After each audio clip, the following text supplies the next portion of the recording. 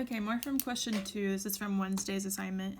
I'm going to carry on with the function machine. So let's see, we're trying to make x the subject again. Make x the subject, which means we want to get x all by itself. So here, it might be a good idea to just kind of go through each question and circle x to see where it is and then kind of go from there. So on question J here, remember, the very first thing I want you to do is take a look at what's happening to x.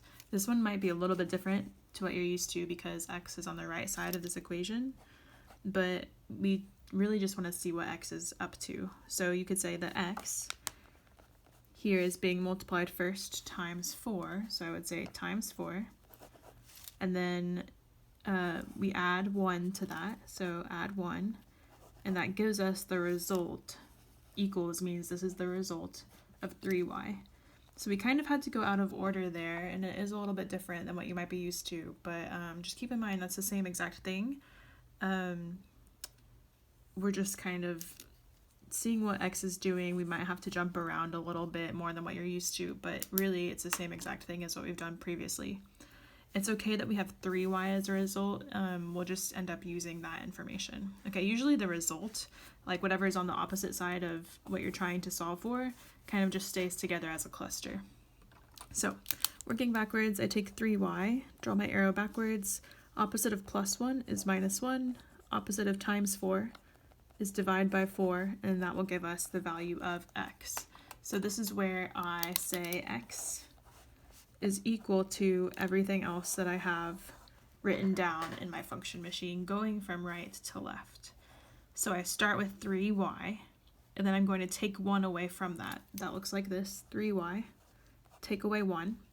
And then lastly, we have divide by 4. Remember when divide by 4 is the last thing we do? If we're dividing by something, we have to draw that big division line, and then I'll put 4 underneath. That signifies that everything, the entire expression, is being divided by 4, and that will give us our final answer. Okay, let's try L. Let's see, we have x cubed take away 4 equals 5y. Sometimes it is nice in that exactly the way you read the question is how you would write the function machine. So I take x and I cube it. That might be a little bit new to you as well. Cubing something means we multiply that value by itself 3 times. So I take x and I cube it. I'm not going to just start with x cubed. I always want to start with my input x just being all completely by itself. That way when we get our result, it will also be by itself. I'm not solving for x cubed. I'm solving just for x. So I need x by itself, and then I'll cube it. And then I'll take away 4, and that gives me 5y. So it's okay if this is not y by itself, all right? This x needs to be alone, but this side it does not, because this is where we end up with our output, or our output being x all by itself later on. So going backwards, I start with 5y, opposite of minus 4 is plus 4.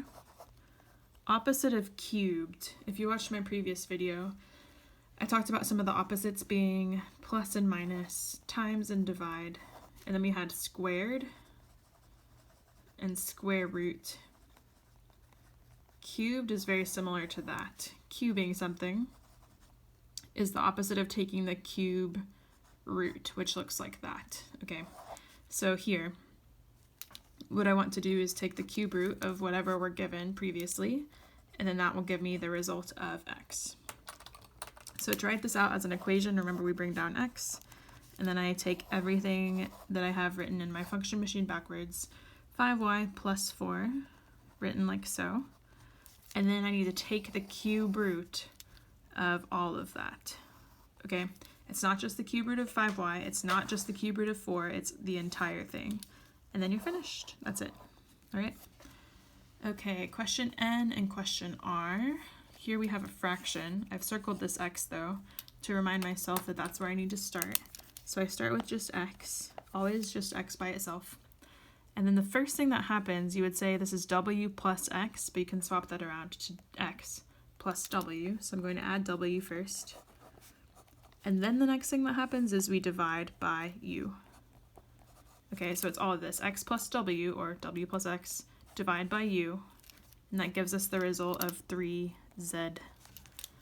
Okay, remember this doesn't have to be split up. It's okay that we leave that together. And then I'll go backwards. 3z, opposite of divide by u is times by u. And then we would take away w, and that gives us x. Okay, so x equals all of this. Let's see, we have 3z times u. 3z times u, you could write it like this, 3z times u. Or you can just smash all those things together. That time symbol is just extra. It does not need to be there. I usually like to keep it in alphabetical order, so u comes before z.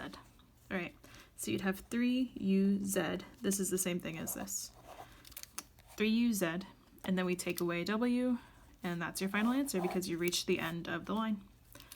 Okay, last question, question R. Let's see, we have x over here. So again, x is on the right side of the equation, makes it a little bit trickier, but let's just see what happens to x first. If you read this out, you would say v squared equals u squared plus 2ax. This 2ax means that x is being multiplied by both 2 and a. So I'm going to write times 2a. You could write it out separately, times 2 times a, but I think it makes more sense and it's a little bit easier and more simple to just multiply them all together in one step. And then we add u squared. So it's kind of flipped around, but it's okay. If you have addition, you can switch the order, right? That's okay. And then that gives us the result equals v squared. So again, we don't have to worry about squaring v. X is the only thing that we need to worry about having by itself. So this a, this u, this v, they can be next to anything else. It doesn't matter. It's okay if we leave them together in a group or squared or whatever, because those are not the values that we're solving for. We're actually just solving for this x. So this v squared is fine, and then I'll take away u squared. I don't need to square root this. I'm only worried about x. I just need to undo the operation here that I see. So I'm going to take away u squared.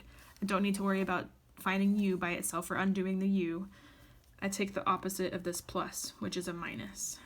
And then that gives me to the next step, 2a, but I need to do opposite of times, which is divide. So I'll do all this, divide by 2a. That will give me my answer, x. So bringing this down, x equals, going from right to left, v squared comes first. And then I'm taking away u squared. I don't need to simplify that because I can't, right? These are two different letters. There's nothing to do. And then I'll divide everything. Remember, I divide everything, draw that big division line, by 2a. And then that's it. That's all there is to it. Hopefully you're finding it easy to write these function machines, okay? If you're getting a little bit confused on when to take the square root, just remember about keeping it simple. It's plus u squared, so I need to do the opposite, minus u squared. Keep it simple, and I think you should be set.